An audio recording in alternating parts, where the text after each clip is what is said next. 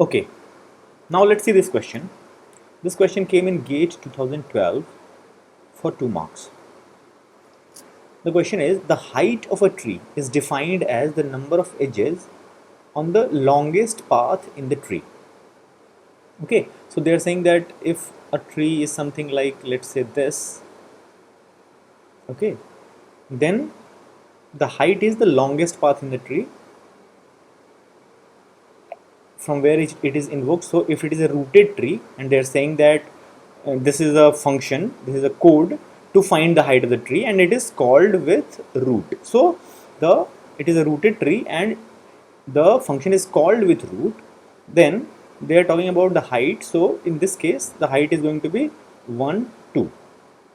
Okay, so this they are talking about the longest path, because this one is not the longest, this one is longest, right? So how this function will be planned, they have given a overview and they have given two fill in the blanks, b1 and b2, and we have to find out what values are going to be filled at b1 and b2 in order to justify that this is a code which is going to give us the height of the rooted tree, which is defined by this, where height is defined by this, the longest path in the tree. Okay, so let's start. So if n is equal to null, return -1. So they are saying that any node which is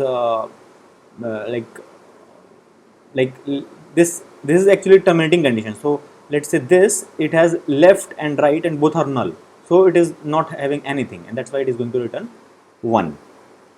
Sorry, -1. So -1 is just a symbolic value, which means that the height does not exist. Okay, so now they are saying that if n is if n arrow left is equal to null, which is the case something like here. So n, this node, if its arrow left is equal to null, then we are going to watch its right subtree, and if right subtree is also null, which is the case here, then return 0, and else return b1. So we have to take condition, consider the situation, this one, where right and arrow right is not null. So what is going to happen in that case? We will come back to it.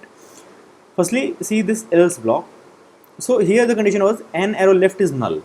So here the condition is going to be n arrow left is not null, which means that you can take root simply as an example. So if n arrow left is not null, which is the case here, then what they are doing, they are executing the function height on n arrow left. So this subtree n arrow left, they are executing this function height. Now whatever value is returned, they store in h1. After that, if n arrow right is equal to null, so let's say this entire thing is not there. So if n arrow right is equal to null, then return 1 plus h1. So whatever is height, so we have found the height recursively. Okay, but how actually this height is calculated, that is actually here. So whatever is height there, we are increasing it by 1 as soon as we are adding one more edge, and that is the value which is going to increase the value of height. Okay, anyways, so n arrow right is equal to null, then this is the answer. Okay, this is what we return. Else is the condition when n arrow right is not null, which means that there is something here,